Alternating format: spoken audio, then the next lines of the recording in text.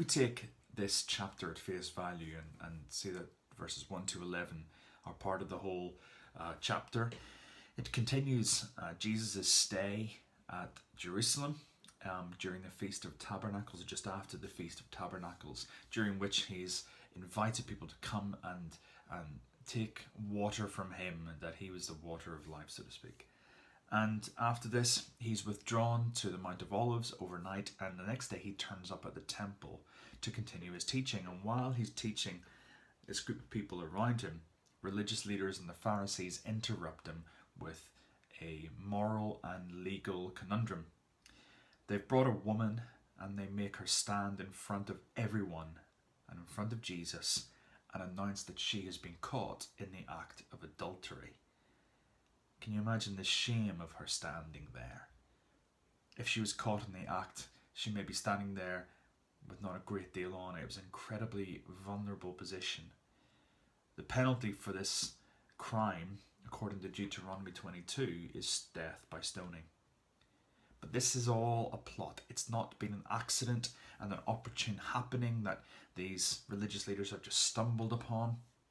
This is a carefully devised plot to catch Jesus out. And they would have expected Jesus, according to how he's normally been, to do the whole forgiveness thing. But the thing is, if he does, then they have clear public evidence of Jesus rejecting and overruling the law.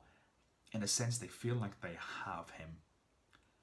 And standing before them, and standing before Jesus, is a woman covered with shame. All eyes probing this sinful woman. She's on display. But noticeably, there's no man. The thing is, adultery tends to have two people involved. She and the man were guilty. But where was he? Was he in the crowd? Was he a setup? Was he someone who's part of religious authorities? Was he a stooge? But he's missing here. According to the law, the man needed to be present too for judgment to be passed. This woman is being used by those who want to catch Jesus, with no regard for her, for this sinful woman. So Jesus bends down and writes in the sand, one of the only places we have where Jesus writes. And what does he write? Well, we don't know, frustratingly. But there's a painting that I was shown once which captures Jesus doing this. And by doing it, by bending down and writing in the sand, Jesus draws everyone's attention away from the shamed woman and purely on to him. It's an act of grace in itself. But he's not answering them, and so not happy with his non-answering, they continue bombarding him with questions. All this while this woman's very life is hanging in the balance. Jesus, standing up, utters those powerful, familiar words, "Let any one of you who is without sin be the first to throw a stone at her." And he stoops again and writes some more. And you really want to know what it is that he writes. Some suggest that he wrote down, initially he writes, "Do not commit adultery," and then he stands up and he comes back down and says, then he writes, "Do not murder." Or perhaps he writes the correct law concerning the correct requirements of this case. Whatever, whether he's doodling or writing, the tension is palpable, the drama is heightened. Will anyone be bold enough to throw a stone and therefore claim sinlessness? If she was caught in the act, have her accusers been guilty of being there, looking, watching, knowing what was happening, and not interceding? The impact of Jesus' words, "Let anyone who's without sin throw the first stone." Each person, starting with the oldest, recognizes their sinfulness, and the fact of throwing a stone would be a suggestion that they were sinless. They drop their stones and they leave. The crowd itself disperses too. Only Jesus and the woman are left.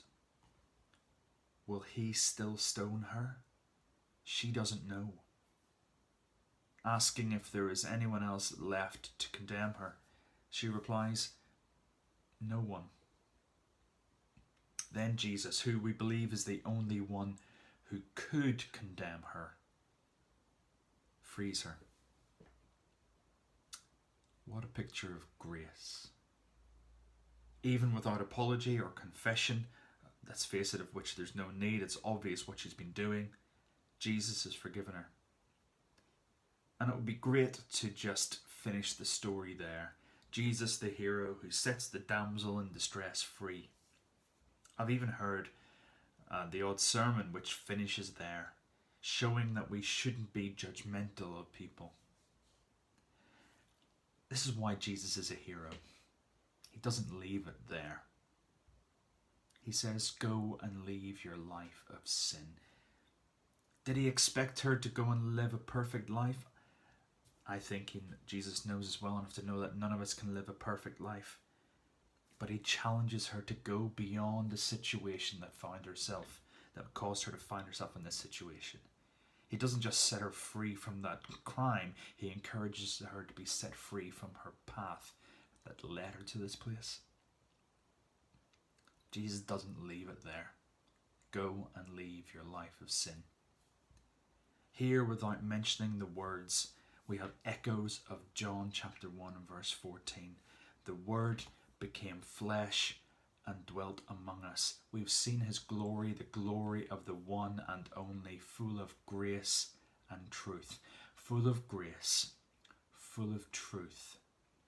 The real power of this story is the monumental reminder that we are all guilty of sin and rebellion against God. We could and indeed should be standing there in shame on display, whilst religious authorities look upon us, whilst the religious leaders had narrowed the law down to this woman and this act of adultery. Jesus expands it to include and indict everyone. Only he can judge, only he can condemn, and only he can make a right judgment based on the truthful state of our sinfulness. And without the awareness and the acceptance of the truth of our sinful state, we cannot fully grasp grace and forgiveness. Only he can set us free. Fast forward in this chapter to verse 36. It says, "If the Son sets you free, you will be truly free." It's not that she gets away with it. It's the fact that he wants her to have life. This is more than a hero saving a helpless victim. This story, it captures why Jesus is my hero. I stand condemned, ashamed, and unjustified. Jesus, without hiding or dismissing or belittling or pretending it doesn't exist, the severity of my sin, he grants me his grace. This chapter starts with people wanting to stone a guilty person to death. Interestingly, at the very, very end, it ends with them wanting to kill Jesus.